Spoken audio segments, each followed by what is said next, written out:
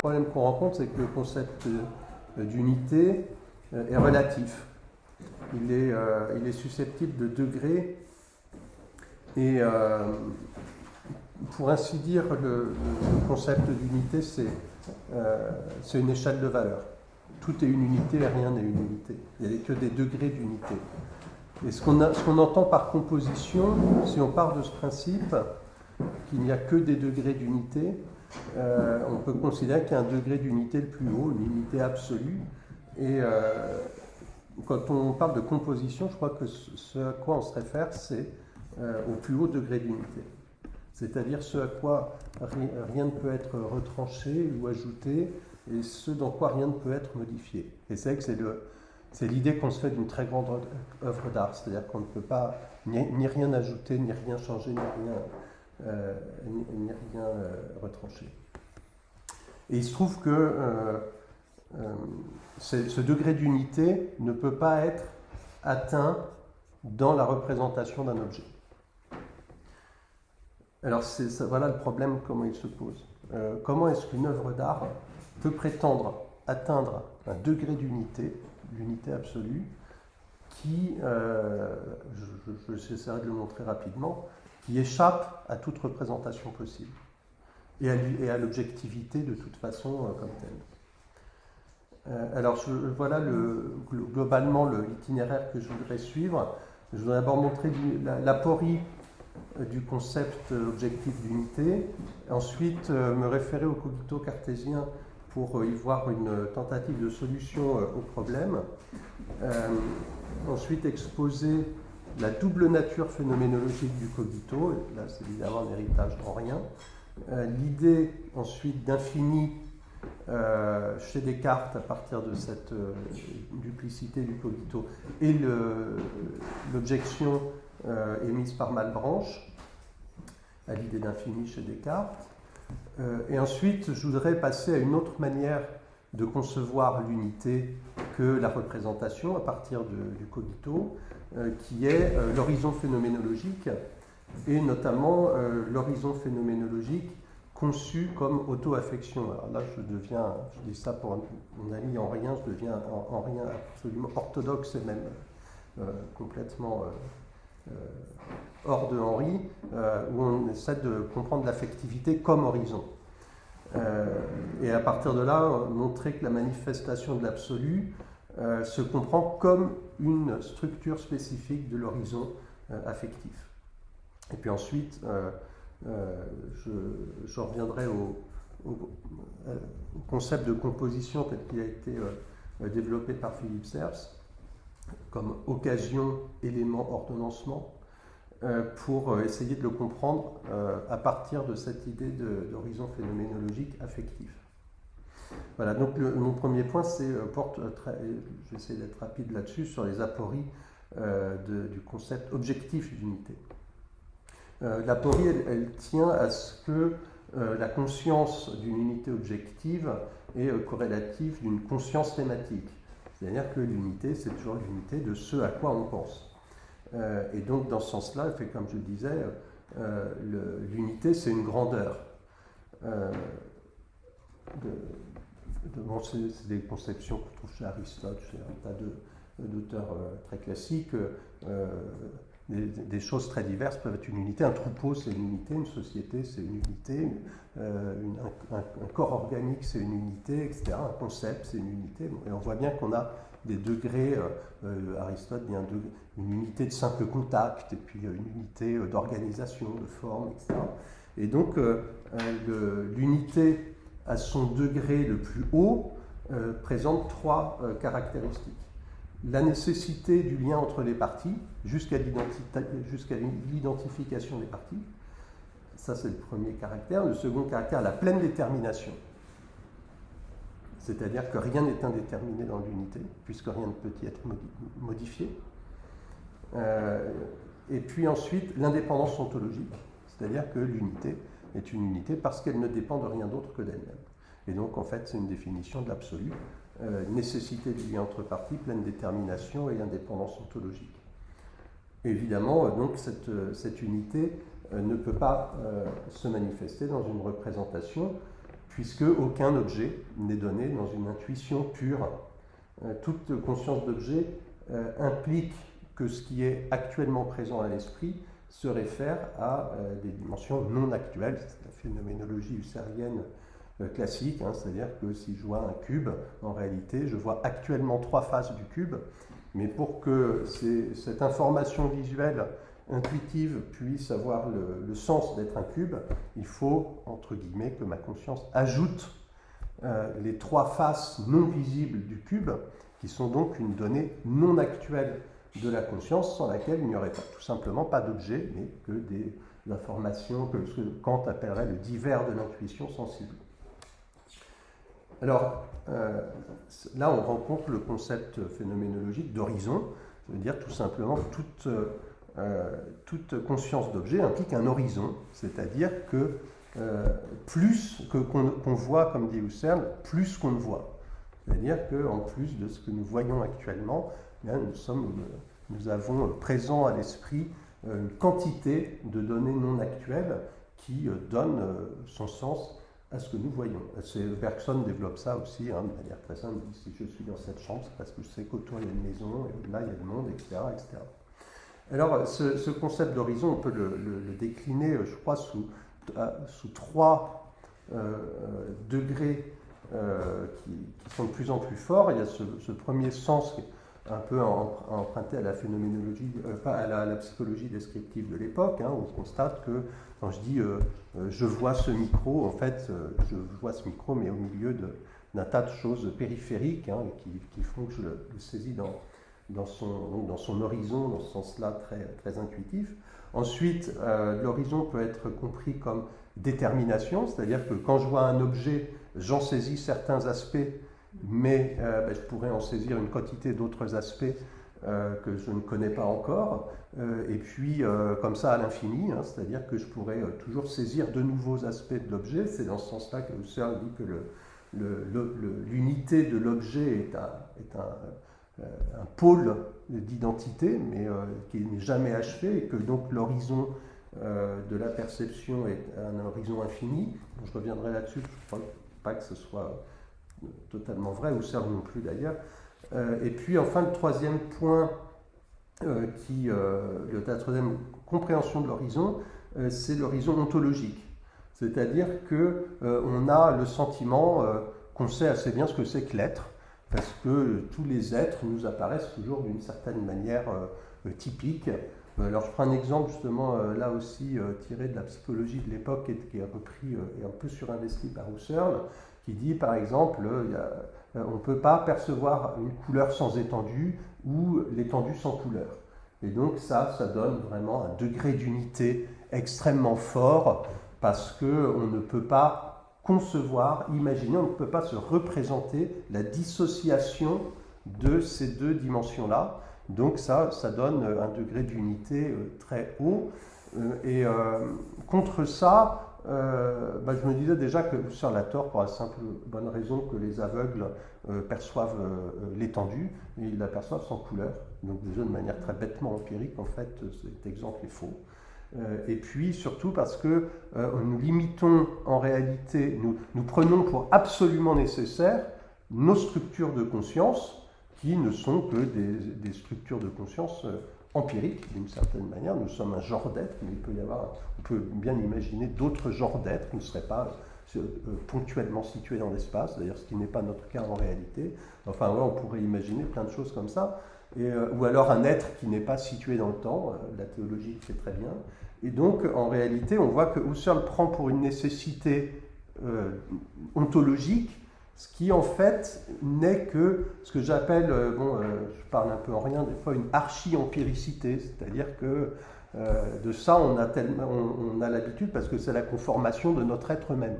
Mais ce qui me semble intéressant, c'est que nous sommes capables de penser des formes d'être qui sont, alors c'est une pensée vide, bien sûr, mais c'est une pensée, des formes d'être qui n'ont pas la même structure ontologique que notre propre être.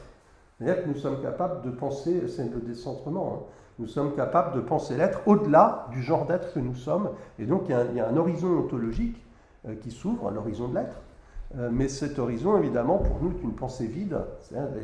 C'est précisément pour ça que c'est un horizon infini dans ce sens-là. J'y reviendrai à la fin de l'exposé. Donc, si on conçoit les choses comme ça veut dire que quand on considère un objet, cet objet est toujours dépassé par son horizon, dans le triple sens de l'horizon naturaliste, de l'horizon de détermination et de l'horizon de l'être. Et donc cet objet n'a aucune indépendance ontologique, n'a aucune dépendance phénoménologique. On ne peut pas le penser tout seul, isolé de tout le reste. C'est-à-dire que quand on voit un objet, eh ben c'est du Heidegger, Husserl, quand il parle de l'attitude naturelle, Heidegger dit une chose: on ne peut percevoir un objet que parce que déjà il y a le monde. Parce que l'objet a le sens d'être quelque part dans le monde, et si le monde ne m'est pas déjà présent à l'esprit, ben je ne peux pas avoir des objets. Et donc, d'où l'aporie de l'unité représentée. On ne peut pas se représenter l'unité au degré le plus haut, parce qu'on ne peut pas embrasser tout l'être dans une intuition. Alors, il y a une manière d'aborder la question qui est évidemment le cogito, qui va conditionner l'idée de l'infini chez Descartes. Et l'idée de l'infini, c'est bien la manifestation de l'absolu qui conditionne toute autre manifestation. Alors, il faut commencer par là. Si on s'en tient à la représentation comme mode d'apparaître, on finit par dire que l'absolu ne peut être qu'une idée régulatrice. Mais évidemment, là, ça a été exploité par tout un tas de penseurs, à commencer par Heidegger ou Michel Henry, mais enfin bien d'autres. Ça implique, et Kierkegaard avant eux, et Schopenhauer, ça implique que si l'absolu est une idée régulatrice, il faut bien qu'elle se soit déjà manifestée à l'esprit. L'idée régulatrice rend possible que nous ayons des idées. Et donc, elle se manifeste avant. Alors, c'est là qu'on voit apparaître le problème. C'est-à-dire que cette idée régulatrice rend possible les représentations, mais ne peut pas apparaître dans une représentation. Alors, on a deux solutions. Dire que c'est une idée régulatrice, donc on ne sait pas trop d'où elle sort, mais on la poursuit toujours sans pouvoir l'atteindre.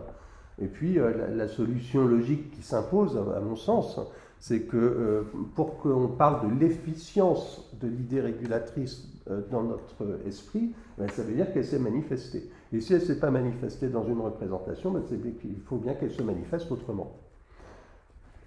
Et donc, si elle se manifeste autrement, il faut évidemment poser une question, c'est qu'est-ce que ça veut dire se manifester?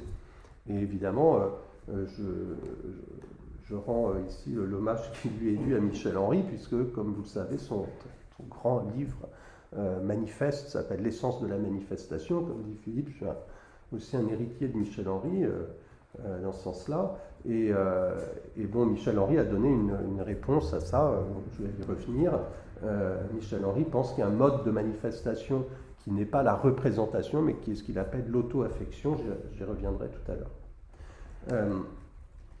Donc, je voudrais d'abord juste préciser un petit point sur ce qu'implique la révolution de pensée de la phénoménologie. Alors, il y a deux aspects. Il y a un aspect dans lequel la phénoménologie est évidemment héritière de Kant. On sait que Kant voulait... le titre prévu pour la critique de la raison pure, c'était phénoménologie, le mot qu'il avait emprunté à Jean-Henri Lambert. Et évidemment, la grande révolution de pensée, là, c'est de considérer que l'unité de l'objet est l'œuvre de la conscience elle-même. C'est-à-dire que les objets n'ont pas d'unité propre, n'ont pas d'unité en eux-mêmes, mais que cette unité est une unité qui est constituée par la conscience. Donc ce n'est pas l'idée antique de la forme de l'objet, antique et médiévale et classique, de la forme de l'objet qui s'imprime dans l'âme, puisque ça implique que l'objet aurait déjà son unité propre. En réalité, cette unité de l'objet, elle est constituée par la conscience elle-même. Ça, c'est le premier point donc, qui est d'origine kantienne. Et puis, le deuxième point, c'est une certaine conception de la relation intentionnelle. Là aussi, il est bien connu que le concept d'intentionnalité est emprunté à la scolastique. Mais évidemment, la manière husserlienne de concevoir l'intentionnalité est une manière qui rompt avec la causalité naturelle. On va le voir chez Descartes encore, il considère comme un héritier de la scolastique baroque que la réalité objective de l'idée est un effet de la réalité formelle, et donc la réalité formelle est une cause, et la réalité objective, donc l'objet intentionnel, est un effet.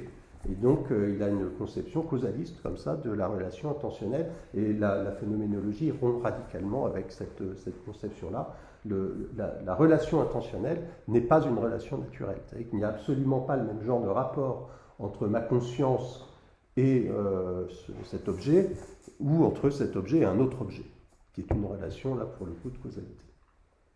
Donc, pour approcher cette grande différence et ce changement de manière de penser, j'ai donc précisé le double sens du cogito.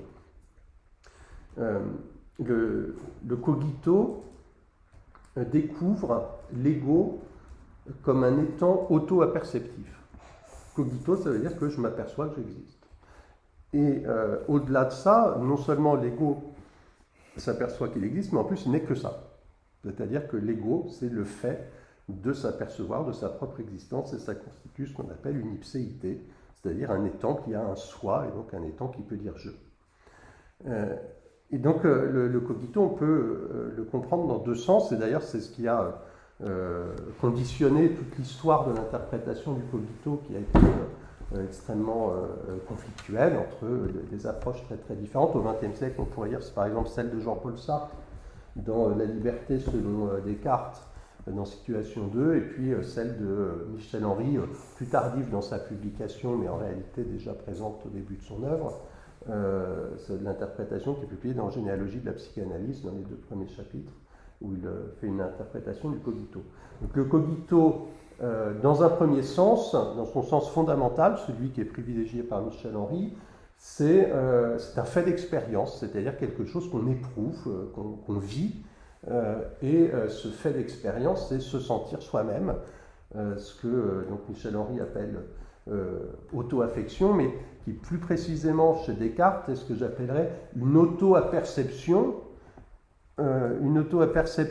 qui des fois chez Descartes est affective, des fois est purement noétique, mais ce qui est vraiment fondamental, c'est que c'est une auto-aperception, bon, ce qui à mon avis ouvre la possibilité de l'interpréter comme une auto-affection, c'est-à-dire que le cogito, c'est une réalité qu'on vit de la même manière que quand on dit je me sens bien, je me sens mal, et pour que je me sente bien, que je me sens mal, ça veut dire surtout que je me sens être, je sens que je suis. Ça, c'est le premier sens du cogito, c'est-à-dire le cogito en tant que fait psychique, fait de l'auto-aperception. C'est un événement qui se produit, et donc c'est une réalité.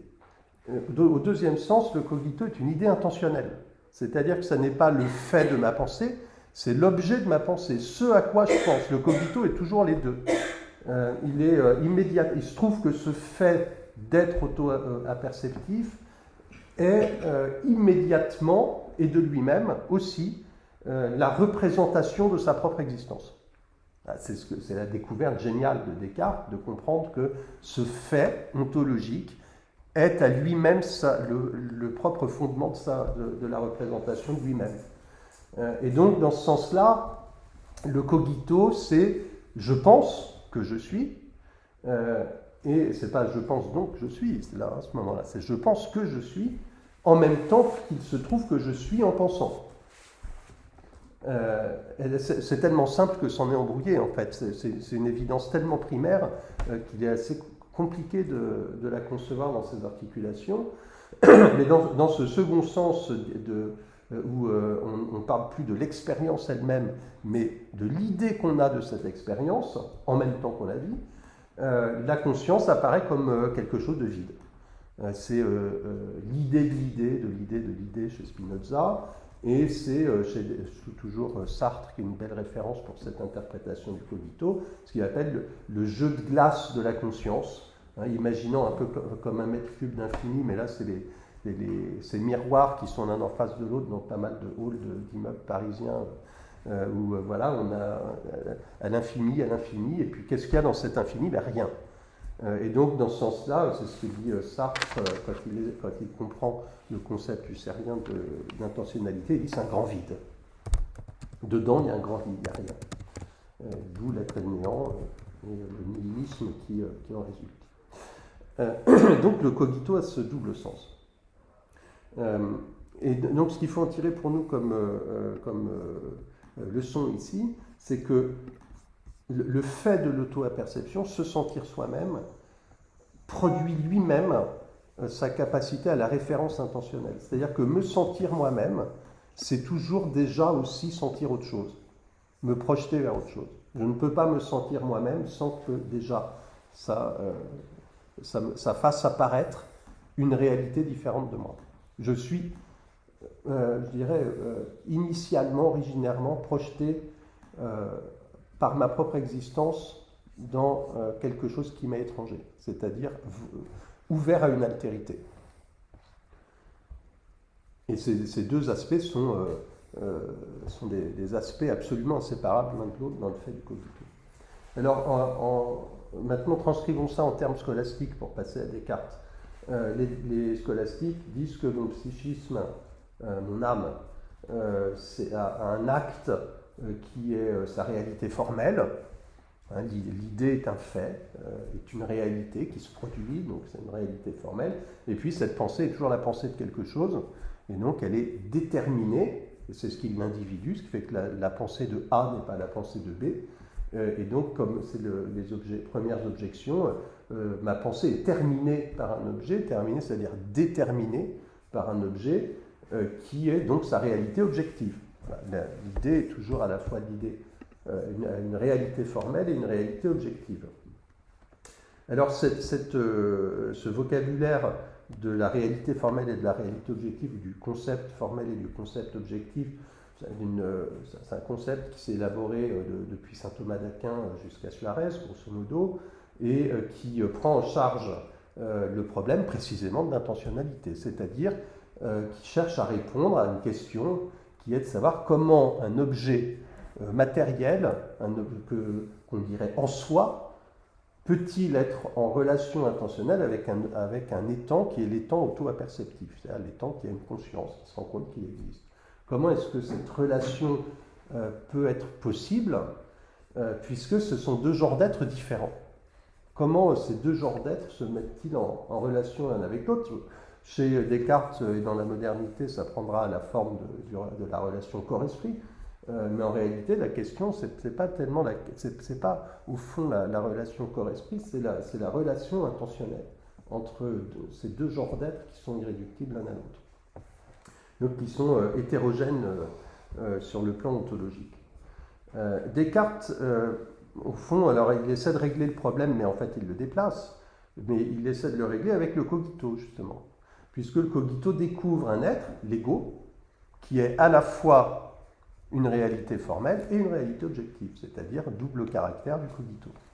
Le cogito est un événement qui est à la fois un fait psychique, et l'idée de ce fait psychique, l'idée de lui-même. Alors vous voyez, c'est pratique parce qu'on a un être qui réunit en lui les deux genres d'êtres hétérogènes qui sont en cause dans l'intentionnalité. Donc ça semble régler le problème.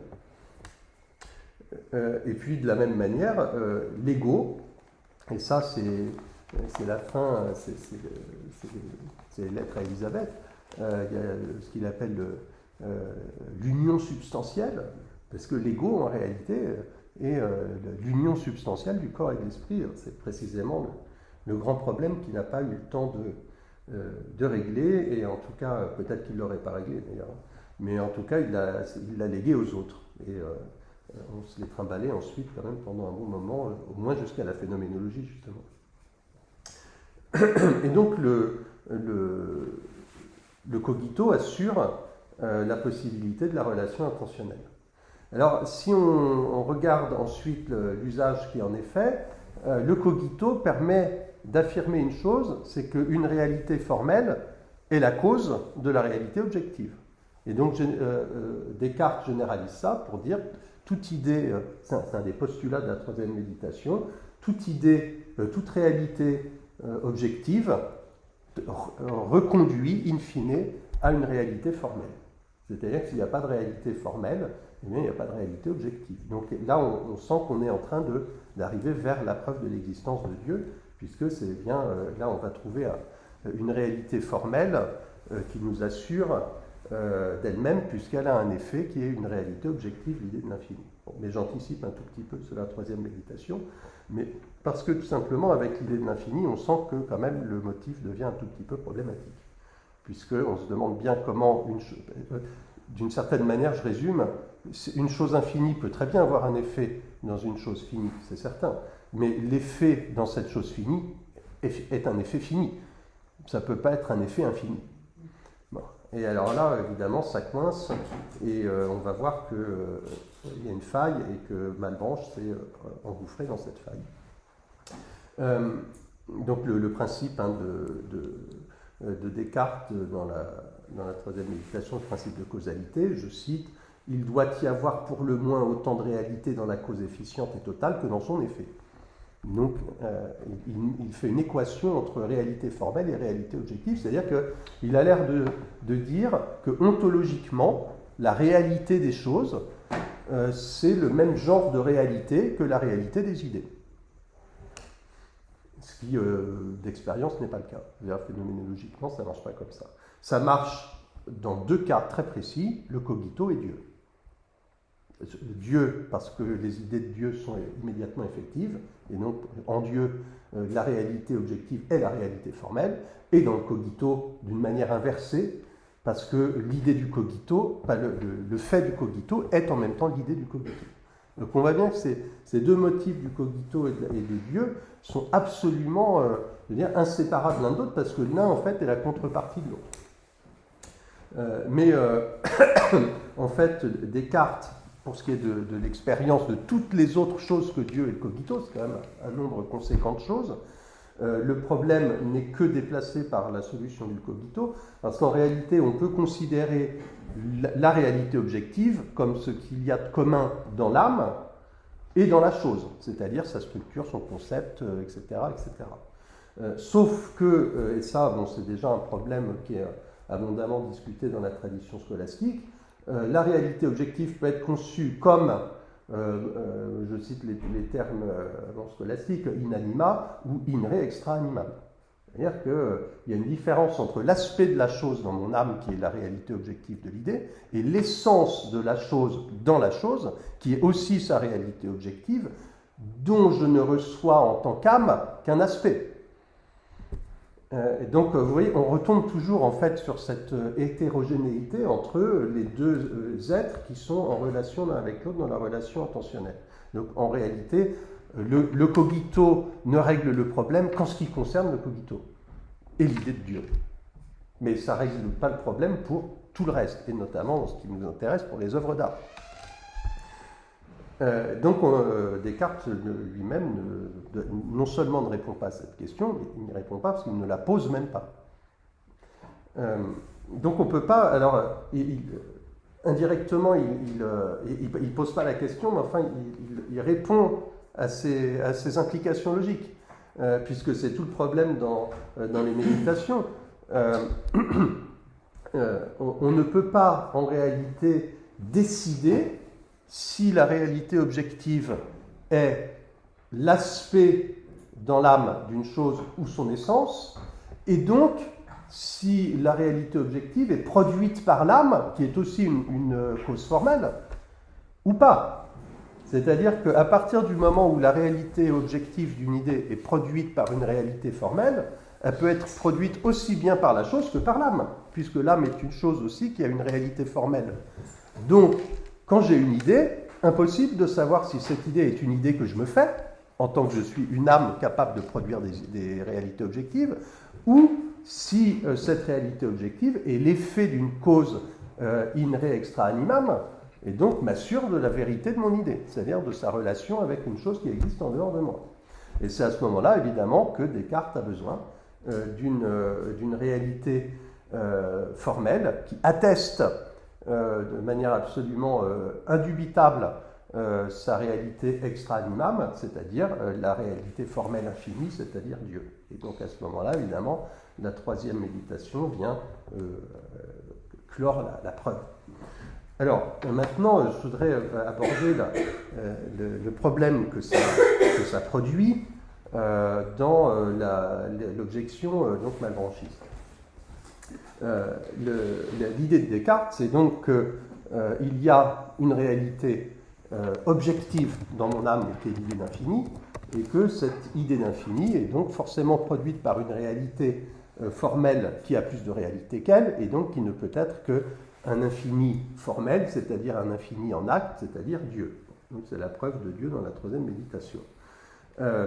Mais ça ne résout rien en réalité au problème fondamental qu'il a évacué, puisque comme je disais, il ne pose pas la question, de savoir si la réalité objective est l'aspect dans mon âme de sa cause formelle, ou si c'est l'essence même de la cause formelle. Et donc, évidemment, par rapport à l'infini, il y a une réponse évidente, c'est que la réalité objective de l'infini dans mon âme ne peut évidemment pas être l'essence de la chose infinie qui est Dieu. Ça, pour Descartes, ça ne fait aucun problème.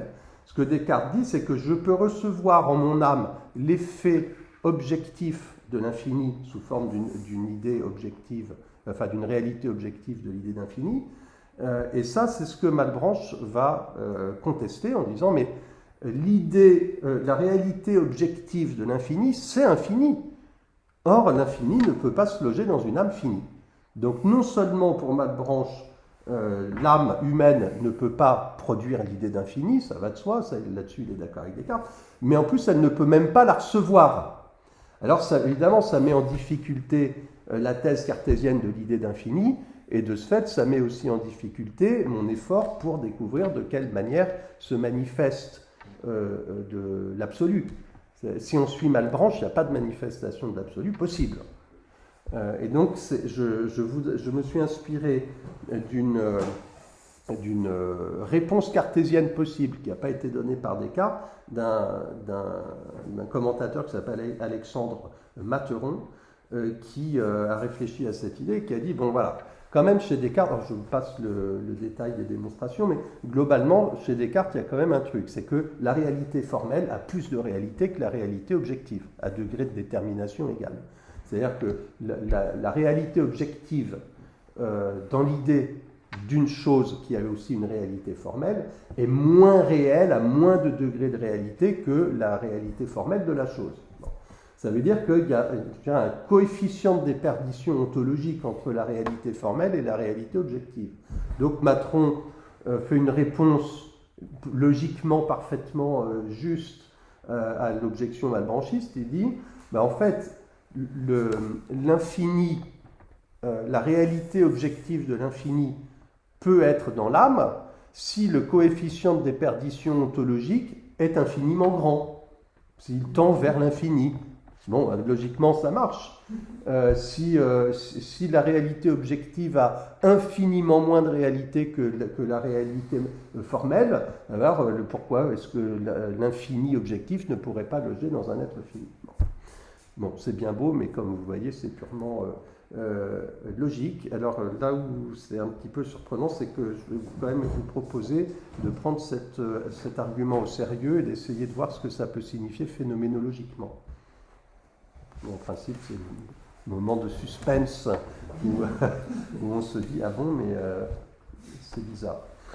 Donc, pour en venir là, je voudrais passer par une explication sur ce que j'entends par une structure d'horizon auto-affectif.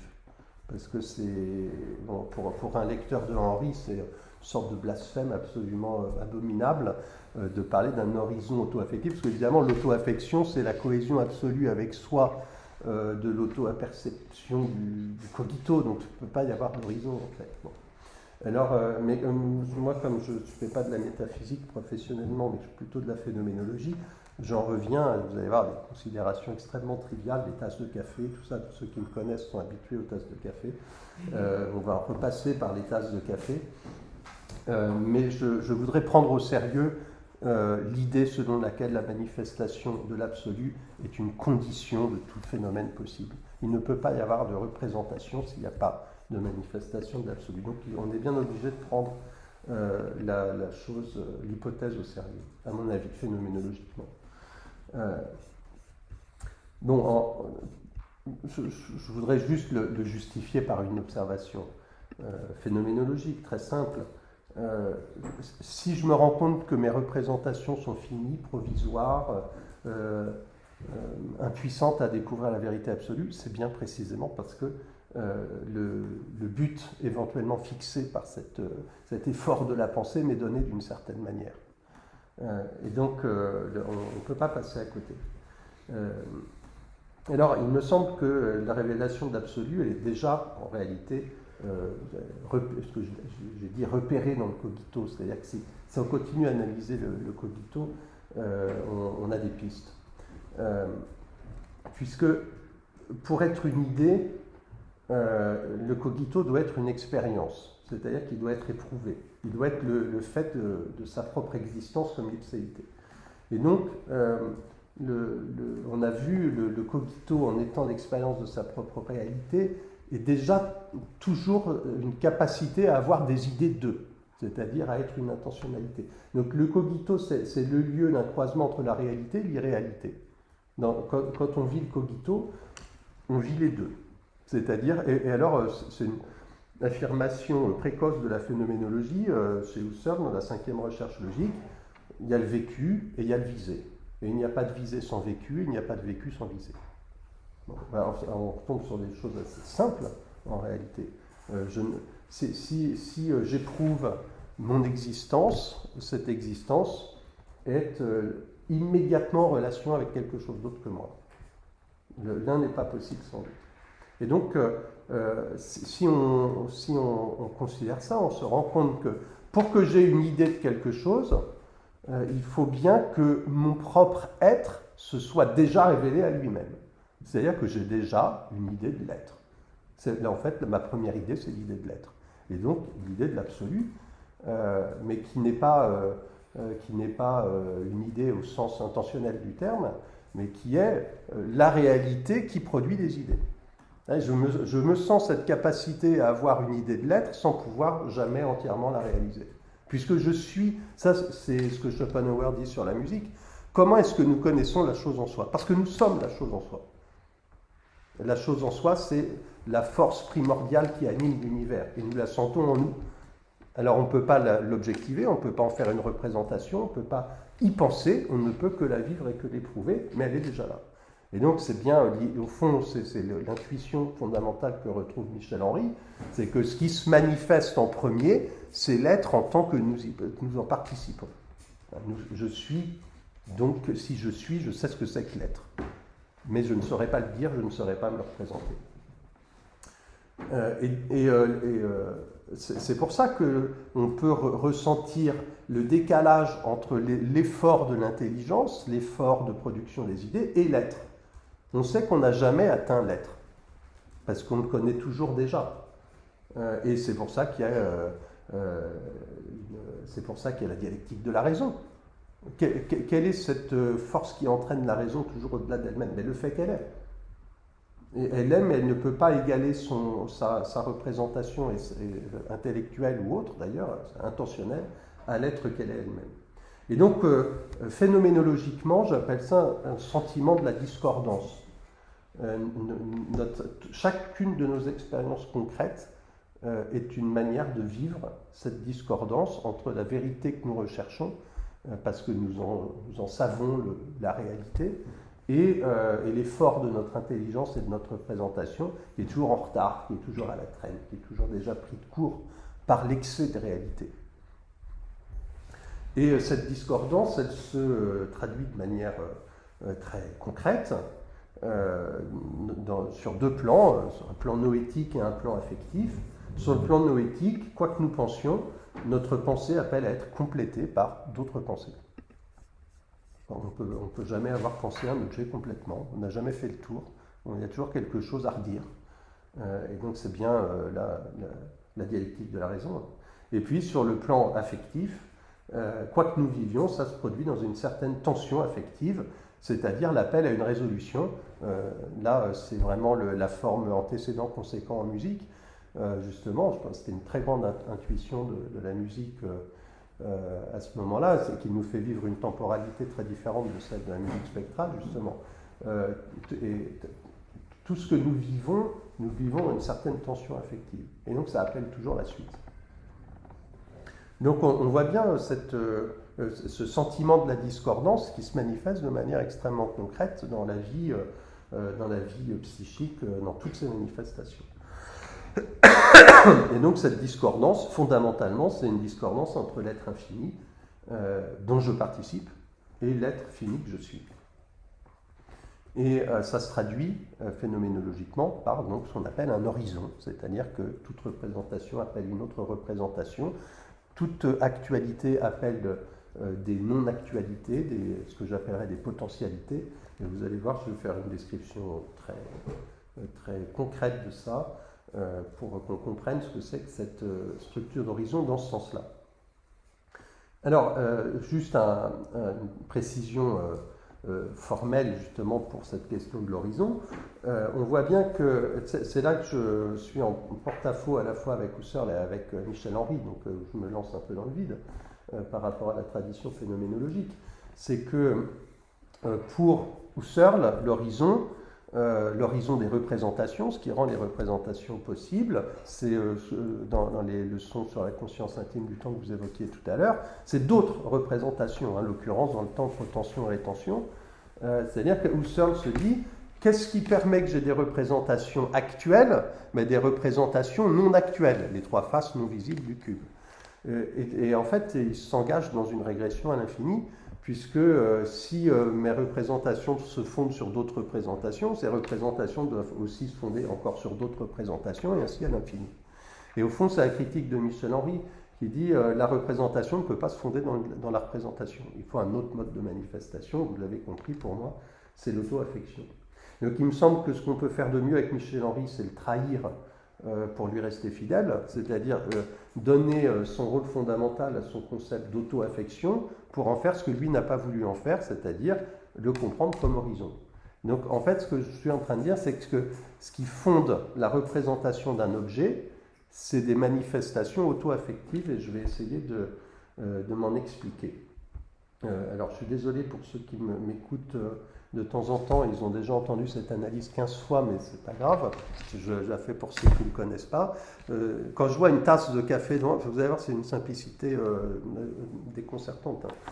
Quand je vois une tasse de café devant moi, si je m'en tiens aux données actuelles, il n'y a pas du tout de café dans tout ça. Si elle est suffisamment loin de moi, je ne sens pas l'odeur du café, je vois juste un gobelet d'ailleurs, je ne vois même pas ce qu'il y a dedans.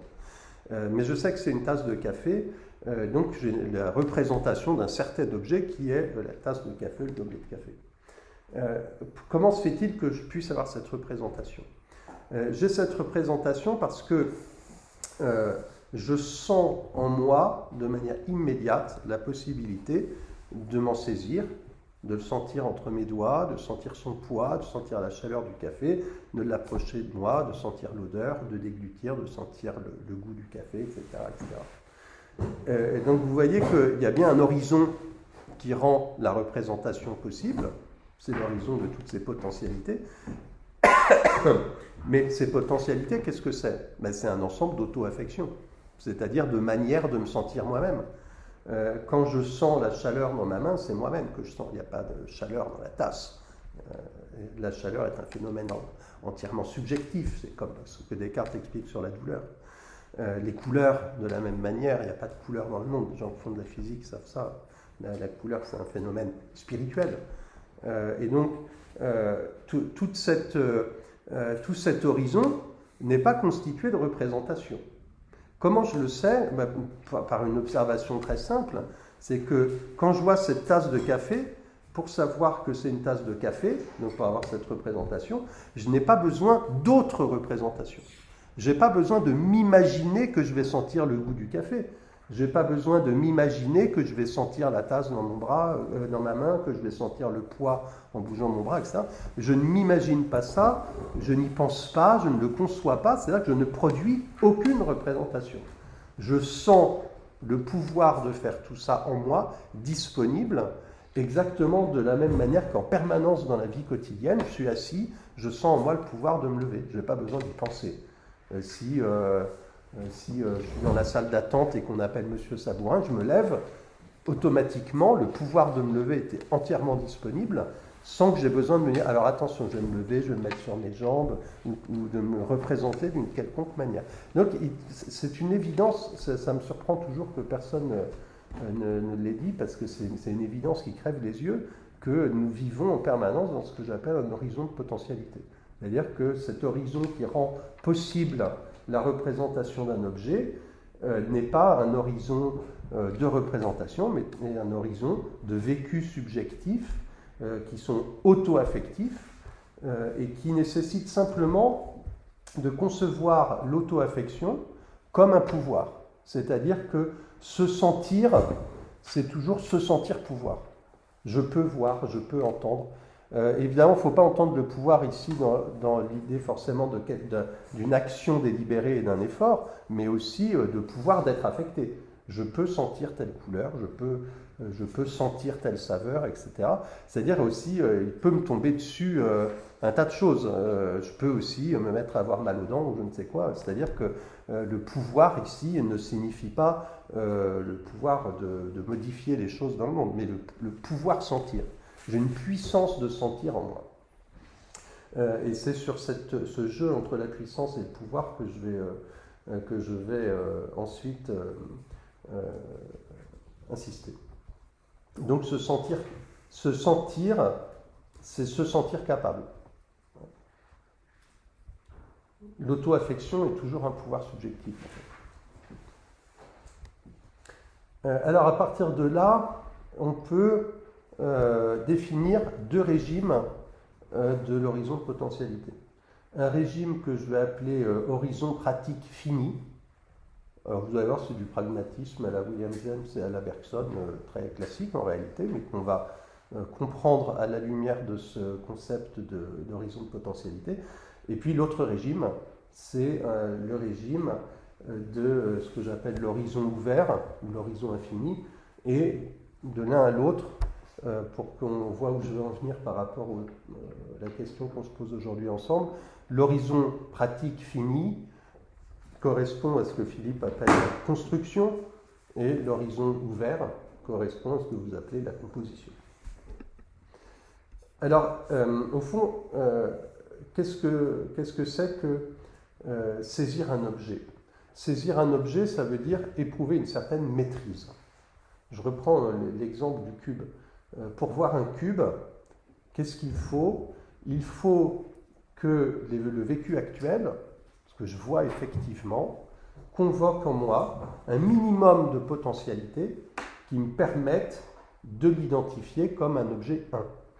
Par exemple, pour le cube, le retourner, voir qu'il y a 3 faces de l'autre côté, etc. Il y a un excellent exemple, c'est la pièce d'échec. Qu'est-ce que ça veut dire voir une pièce d'échec? Ça veut dire maîtriser toutes les possibilités de transformation qu'on est capable de lui faire subir. C'est-à-dire, au fond, l'objet, c'est l'ensemble des potentialités que je peux déployer sur lui. C'est juste, en fait, un objet n'est même rien d'autre que ça. Un ensemble fini, dénombrable de potentialités qui interagissent les unes avec les autres et qui constituent un petit horizon fini, c'est-à-dire l'ensemble des choses que je peux faire avec cet objet. Alors évidemment, on conçoit que cet horizon, il a un minimum en deçà duquel l'unité de l'objet n'est pas constituée, mais il n'a pas de maximum. Parce qu'effectivement, là où sert la raison, je pourrais toujours accroître ma maîtrise sur un étang pour en faire un objet toujours plus complexe. C'est ce que fait la science. En science, on a un étang, on lui fait subir un certain nombre de transformations, essentiellement des mesures dans la science moderne, et puis l'ensemble de toutes ces mesures nous donne le concept de l'objet. Mais il y a encore une quantité de manières de le mesurer qu'on n'a pas encore inventées, et qu'on invente en permanence quand on fait de la physique expérimentale. Alors, il y a un objet sur lequel on comprend bien la chose, je trouve, c'est précisément c'est un objet, ce que Husserl appelle des objets temporels, c'est-à-dire une mélodie. Qu'est-ce qui fait que je saisis une mélodie? Là, c'est une question de rétention et de protension, justement. Comme Jean-Marc le rappelait tout à l'heure, quand on entend une mélodie, on sait toujours à quoi s'attendre. C'est-à-dire qu'on a des attentes immédiates que Husserl appelle des protensions. on sait ce qui va arriver.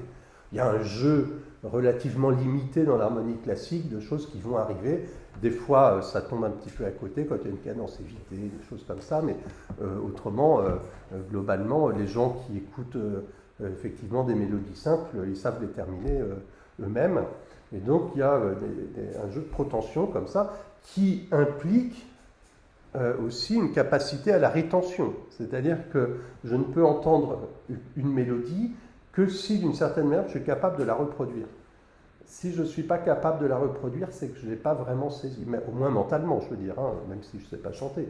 Mais je suis capable de reproduire, donc je saisis des régularités, des récurrences, des symétries, une structure, de manière intuitive, qui fait que je suis capable de me saisir de l'objet. Imaginons maintenant une suite de sons qui devient de plus en plus complexe, aléatoire, rapide. Au bout d'un moment, je suis perdu, c'est-à-dire que je ne suis plus capable ni de prévoir ce qui va arriver, ni de reproduire ce qui vient de se passer, même de manière très très rapide. Et c'est là que les gens disent « Oh là là, la musique contemporaine, c'est n'importe quoi, parce qu'il n'y a plus de mélodie, on n'arrive plus à la chanter. » Et c'est précisément le moment où on n'arrive plus à constituer l'objet comme un ensemble de potentialités que nous maîtrisons, qui nous sont disponibles. Et alors moi, j'ai toujours abordé l'art en me disant que justement, l'œuvre d'art nous propose quelque chose qui nous dépasse. Et nous dépasser, ça veut dire dépasser l'horizon, ce que j'appelle l'horizon pratique fini, c'est-à-dire l'ensemble des pouvoirs que nous sommes capables d'exercer sur un étang. Et qui fait que pour nous, c'est un objet. Parce que l'étang est beaucoup plus puissant que l'objet. L'objet, c'est ce que, pour reprendre ce que je disais tout à l'heure sur la réalité objective, la réalité objective, c'est l'aspect de l'objet en moi. C'est ce que je suis capable d'en saisir, l'aspect de l'étang en moi, ce que je suis capable d'en saisir. L'objet, c'est très pauvre en réalité par rapport à ce qu'on saisit en lui. L'objet est toujours au-delà. Est-ce que ça se rapproche de ce que dit Kojève? Alors non, je pensais à quelqu'un où ça se rapproche de ce que dit Ingarden. De ce que dit Ingarden, dans l'œuvre d'art littéraire. Il dit on saisit juste un aspect de l'étang dans l'objet. L'étang est beaucoup plus riche que ce que nous réussissons à en saisir. Je crois que Kojève, justement, a une vision hegelienne, et notamment, vous voulez lire dans les peintures concrètes de Kandinsky. Oui. Ouais. Je crois justement. Enfin, il faudra en discuter, il faudrait que je rafraîchisse ma lecture de ce texte, mais. Mais moi, j'ai toujours trouvé insuffisant. Oui, je crois qu'il a une vision intellectualiste en fait de la peinture de son oncle et qu'il n'arrive pas à voir justement cette ouverture que Kandinsky a à l'infini à travers les éléments. Parce qu'il est hegelien, donc il a une vision quand même intellectualiste en réalité. Enfin, il faudrait en reparler après la relecture du texte. Donc on voit là que tant qu'on reste dans la représentation, saisir une unité, c'est toujours relatif à nos pouvoirs. Et donc relatif à une forme d'entraînement aussi, de formation, d'apprentissage. C'est-à-dire que plus on est renseigné, plus on est entraîné, plus on saisit des unités, là où ceux qui ne sont pas entraînés n'en saisissent pas. On établit des liens, on voit des structures, là où les autres n'en voient pas. Je ne sais pas pourquoi je pensais au guide de montagne, parce que on est dans la Haute-Savoie avec Philippe et Brigitte, mais quand vous arrivez devant une montagne, vous, si vous ne connaissez pas, vous voyez des cailloux dans tous les sens, etc. Le guide de montagne, il voit des itinéraires, des sommets bien identifiés, il s'y repère, il établit des liens, il voit des unités. Nous, on voit un tas de cailloux, en fait. Et donc... Comme le tableau de Gauchou. Oui, c'est ça. Le tableau chinois, c'est exactement, on voit un truc touffu avec plein de trucs partout. On n'arrive pas à avoir une unité. Ouais. Et plus on maîtrise un horizon de potentialité, et plus on voit des unités. Donc là, on voit bien que dans l'ordre de la représentation, l'unité est juste une grandeur, totalement relative. Il n'y a pas, tout est une unité, rien n'est une unité. Et donc ça, ça correspond à la construction. Qu'est-ce que c'est que l'unité? C'est ce qui répond exactement à mon pouvoir sur les temps. Ce que je suis capable de faire produire une unité, c'est l'axiomatique, c'est-à-dire que j'ai décidé à l'avance que j'allais faire ça, ça et ça fait un tout. C'est la musique sérielle, c'est la pauvre peinture de Buren, où on a décidé à l'avance. Et alors ce qui est étrange, c'est d'autant plus forte est l'unité de construction, d'autant plus faible est l'unité de composition. Parce que tout ce qui prétend avoir cette cohérence absolue avec soi se coupe de tout le reste, et ça devient absurde. Parce que ça n'a plus de rapport avec le monde qui l'entoure. Donc Buren peut raconter n'importe quoi, puisqu'il est dans le cadre de son axiomatique. Et effectivement, pour celui qui vit dans le vrai monde, en dehors du monde de Buren bien fermé sur lui-même, centralité illusoire, fermeture à l'altérité, à la transcendance, etc., et bien pour les autres qui ont une vie normale, entre guillemets, et bien ce qu'il fait est absurde, n'a aucun sens, aucun lien avec le réel. Et donc ça, c'est vraiment c'est vraiment la construction sans la composition, devenue folle en fait, fermée sur elle-même. C'est vraiment l'autarcie, l'autoposition du moi. Donc vous voyez la mauvaise interprétation du cogito par Sartre, qui croit que le cogito est un être indépendant, qui se pose lui-même, autoposé. Alors qu'en fait, évidemment, si on coupe le cogito de Dieu, je crois que je l'ai montré tout à l'heure, il n'a plus aucun sens, on ne peut même plus le penser. Et puis surtout, on ne voit pas pourquoi Descartes en vient au cogito d'une certaine manière. Si on enlève l'idée d'infini et donc la preuve de Dieu dans les méditations, au fond, pourquoi le cogito? C'est un motif philosophique qui n'a plus aucun sens s'il est coupé de son pendant. Alors maintenant, je voudrais caractériser ce que j'appelle l'horizon ouvert. Évidemment, l'horizon ouvert se caractérise comme une ouverture à l'altérité ou à la transcendance.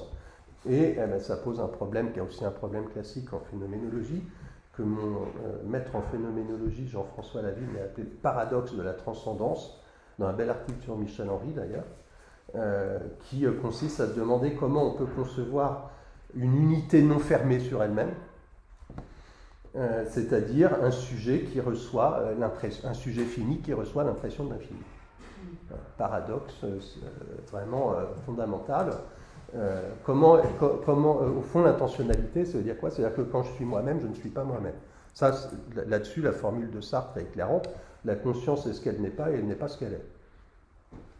Et ça, s'il y a une chose que Sartre a bien vue dans la phénoménologie, c'est dans cette formule. Effectivement, c'est ce que je dis, le cogito, c'est le lieu du croisement de la réalité et de l'irréalité. À chaque fois que j'existe en pensant que je suis, eh bien, je pense à autre chose. Au monde autour de moi. Donc je suis originairement dans ma constitution comme être cohérent avec lui-même dans le cogito, jeté sur ce qui n'est pas moi et donc ouvert à ce qui n'est pas moi. Donc c'est un fait vécu, éprouvé. C'est pas une construction logique pour faire des paradoxes sur le concept d'unité et le concept de l'infini. C'est ce que nous éprouvons, ce que nous vivons en permanence. Et évidemment, habituellement on l'oublie, parce qu'habituellement on est dans la constitution des objets et tout va très bien, on oublie l'absolu et l'infini habituellement, autrement on sait que la vie serait compliquée. Enfin, il y a des gens qui consacrent leur vie entièrement à la méditation et leur abandon à l'infini. Maître Eckhart avait certainement une vie plus compliquée que celle des techniciens qui sont habitués à constituer des unités objectives. Mais il y a des circonstances de l'existence dans lesquelles, au fond, l'horizon s'ouvre. Et la circonstance privilégiée pour le commun des mortels que nous sommes, c'est l'œuvre d'art. Dans l'œuvre d'art, l'horizon s'ouvre, qu'on le veuille ou non. Alors pour les artistes, il s'ouvre avant. C'est vraiment ce que dit Philippe, moi là-dessus, je suis vraiment à 100% d'accord avec vous là-dessus, c'est-à-dire que ce que l'œuvre d'art nous donne à vivre, c'est précisément l'expérience que l'artiste a faite. C'est précisément le témoignage, la communication immédiate, la réduplication. C'est vraiment une théorisation phénoménologique de ça que j'essaie de faire. Donc,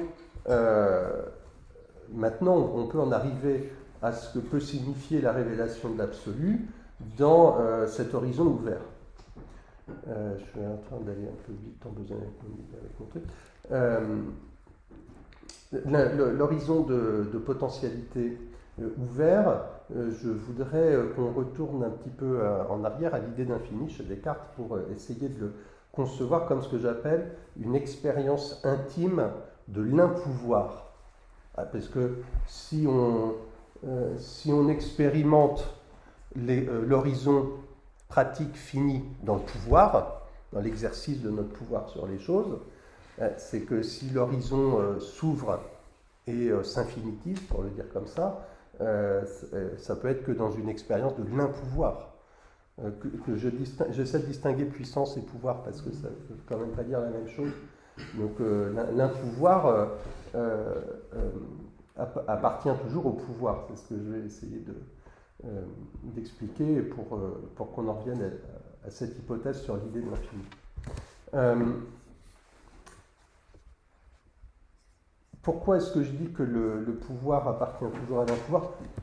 C'est très classique, c'est Mendebiran. Les forces s'appliquent à un continu résistant. C'est-à-dire que toute force est finie. Et le concept de force infinie est une contradiction dans les termes. Une force, ça implique toujours un jeu de force, une autre force. Et la limite de ce concept, c'est Dieu. Puisque la toute-puissance de Dieu, c'est précisément le concept d'une force infinie, c'est-à-dire d'une force qui n'est pas un jeu de force avec d'autres forces. Et donc là encore, on voit bien le rapport entre le point de vue du cogito et le concept de Dieu. Donc dans mon pouvoir, j'expérimente toujours l'impouvoir, je voudrais le dire de deux manières. D'abord, et ça c'est dans le cogito c'est évident, quand j'éprouve que je suis, j'éprouve mon impouvoir à m'apporter moi-même dans l'existence. C'est-à-dire que je me trouve dans l'existence. Je ne peux pas me faire exister par mon propre pouvoir. Je ne choisis pas d'exister, ce que Heidegger appelle l'être jeté. Je ne peux pas produire moi-même ma propre existence. Le fait de penser, le temps de penser à mon existence, j'existe déjà. C'est pas de mon fait. Bon, et donc ça, c'est un impouvoir fondamental.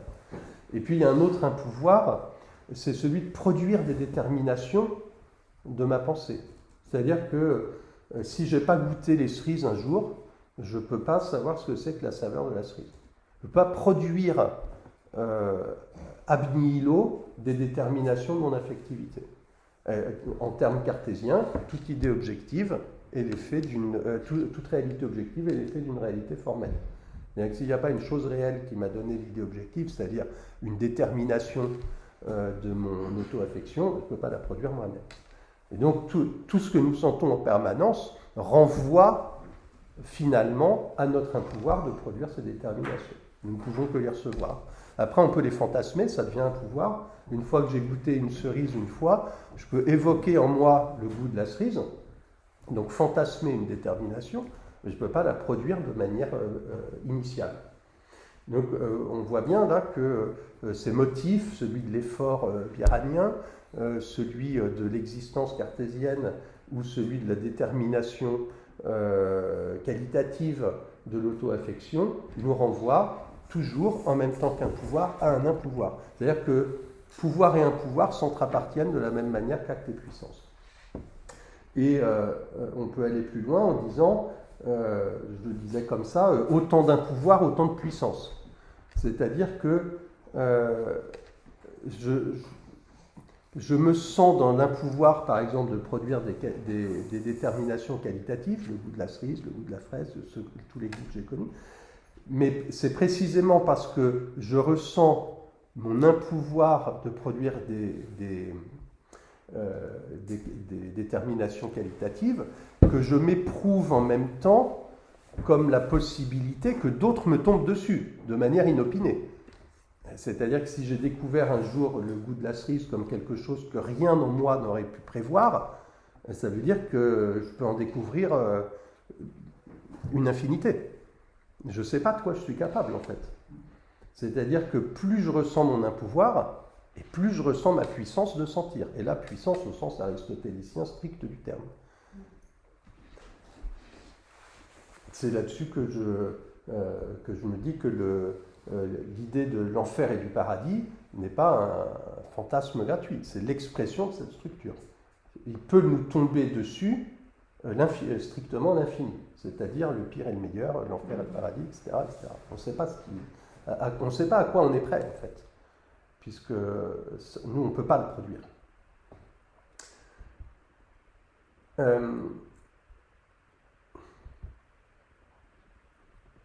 Alors, excusez-moi, parce que je me suis un petit peu perdu dans mon truc.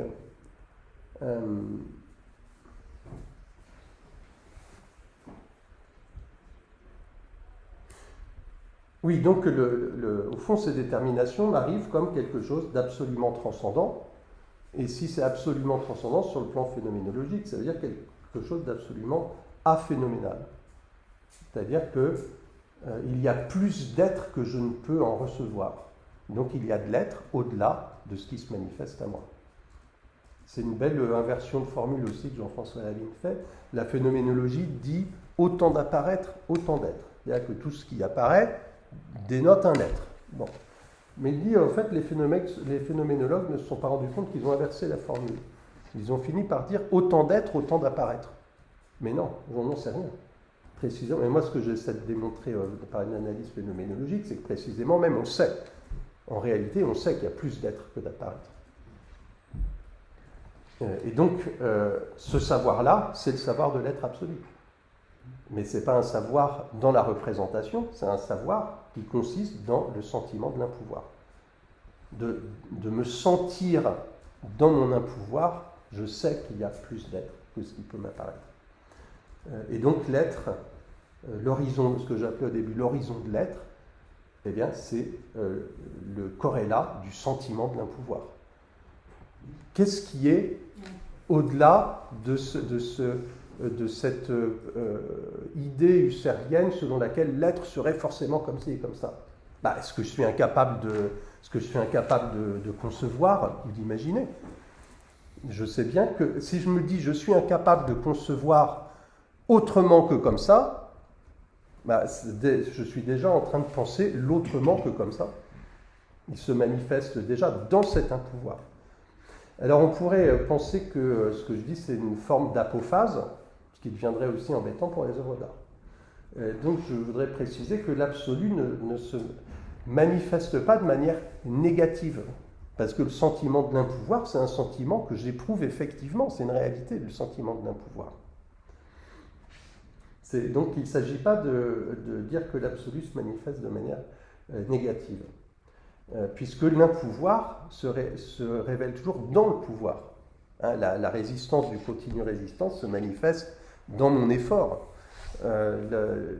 L'impossibilité de produire la qualité se révèle toujours dans mon épreuve de la qualité. Si je ne sens pas une saveur, je ne peux pas avoir le sentiment que je ne pourrais pas la produire par moi-même. Donc,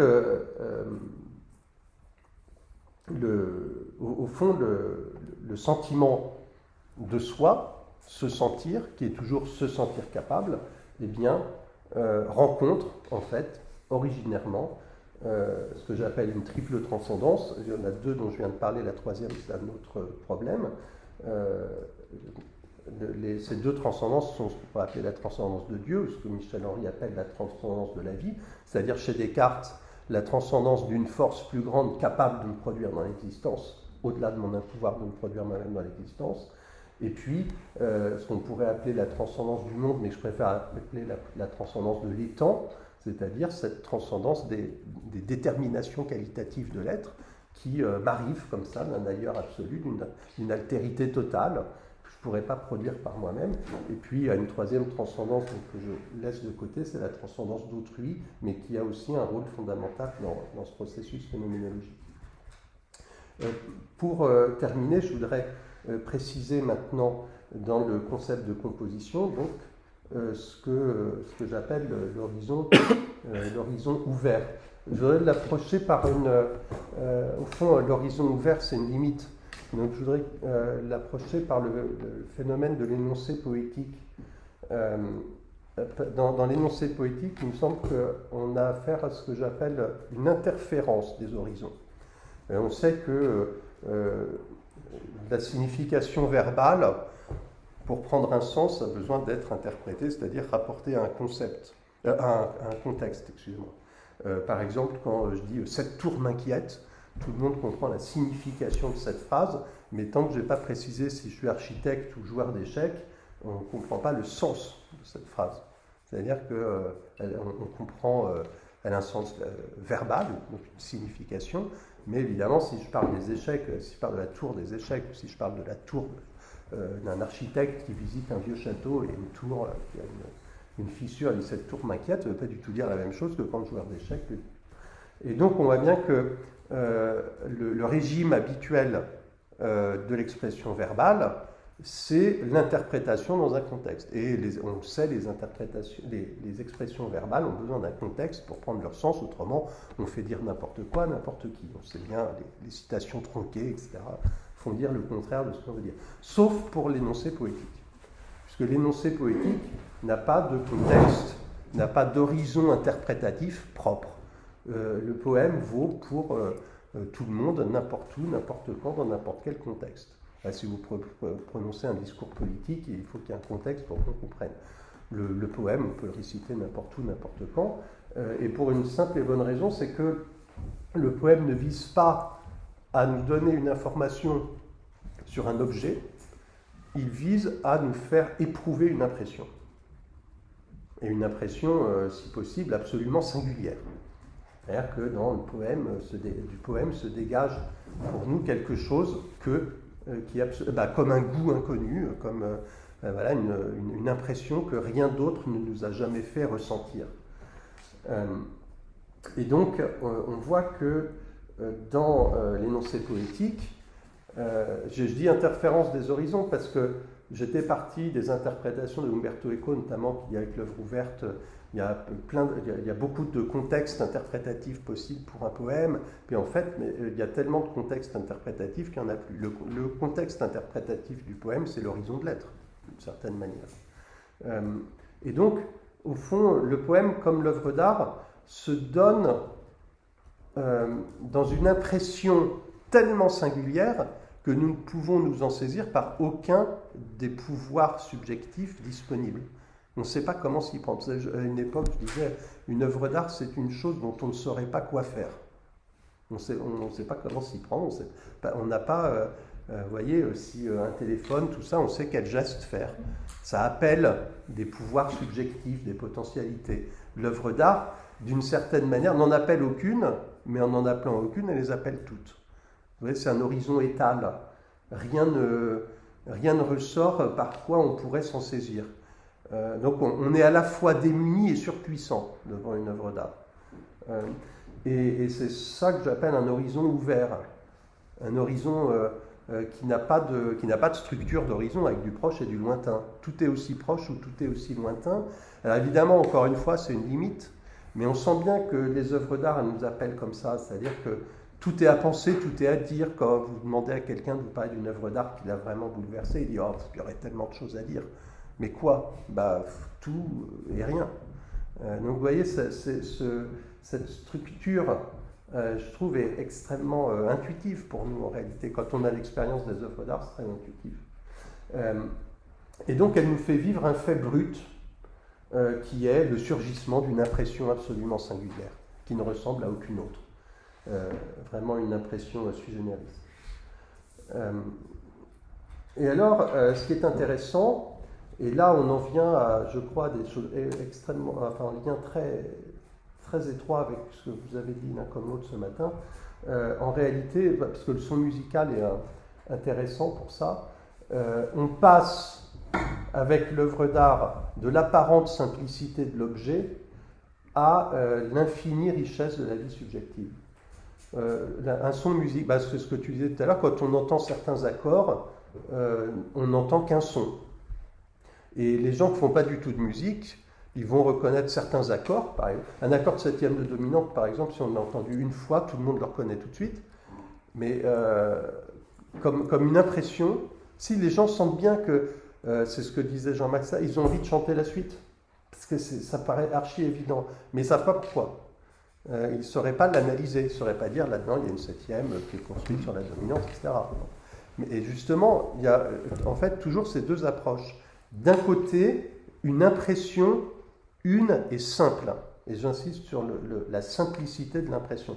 C'est une impression sans partie, une impression sans articulation, qui se donne dans une intuition immédiate, directe, entièrement. Et pourtant, il y a un renversement dans lequel, d'un seul coup, dans cette impression absolument simple, on peut découvrir l'infinité des déterminations. La démonstration marche assez bien avec la couleur aussi. On dit, tiens, l'écharpe de Philippe est rouge, mais en fait, si on regarde, il y a une infinité de couleurs. Et c'est ce que font les peintres. Ils se rendent compte, par exemple, c'est ce que Signac raconte avec Monet, qui va voir les neiges blanches de Turner, parce que Monet n'arrive pas à faire du blanc, il met du blanc, c'est de plus en plus dégueulasse. Il va à Londres voir les Turner, il dit « Ah, cette neige est tellement blanche !» Il s'approche et il n'y a pas une touche de blanc. Il y a toutes les couleurs, mais il n'y a aucune touche de blanc sur le tableau. Et pourtant, quand on regarde, ça fait du blanc. Et en fait, c'est ce que font les artistes. Ils renversent la simplicité de l'impression pour découvrir son infinie richesse qualitative.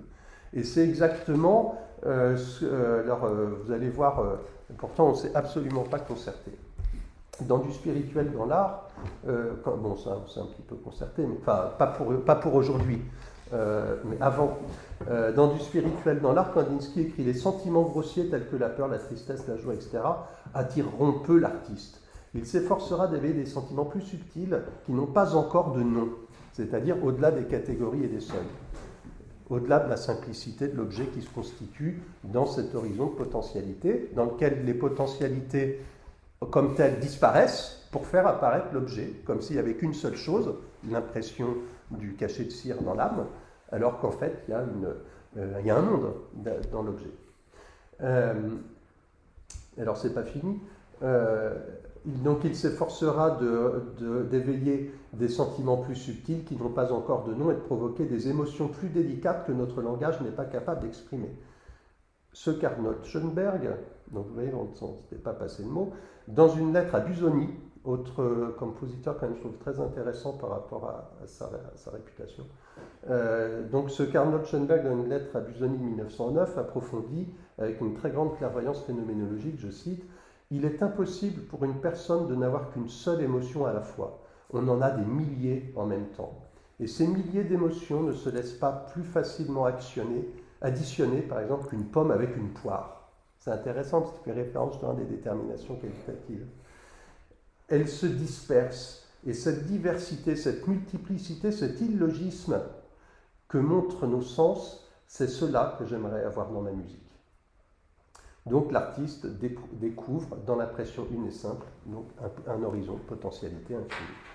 Cet horizon n'est pas saisi à partir de potentialités déjà disponibles, mais l'artiste se laisse guider à partir de son impression. Là encore, je voudrais le dire à partir d'une expression extrêmement simple, qui d'ailleurs est un souvenir d'apprentissage du violon. En fait, ce que je voudrais dire, c'est qu'une impression peut se transformer en ce que j'appelle une potentialité, c'est-à-dire dans un pouvoir subjectif. Je le disais par rapport au goût de la cerise, j'ai goûté une cerise, je suis capable de produire le fantasme du goût de la cerise. Mais moi je me rappelle quand j'apprenais à jouer du violon, parfois le professeur prenait mon bras ou ma main et la manipulait. Et donc je sentais le mouvement de mon corps, mais qui n'était pas un mouvement volontaire, comme dirait Mendelbrand. J'étais juste entièrement, je subissais quelque chose, et en subissant cette chose, peu à peu, je devenais capable de la produire. Alors que c'est un vécu complètement différent en réalité. Et donc ça, c'est très très étrange, c'est un grand mystère anthropologique. Ce que nous ressentons comme impression peut devenir expression.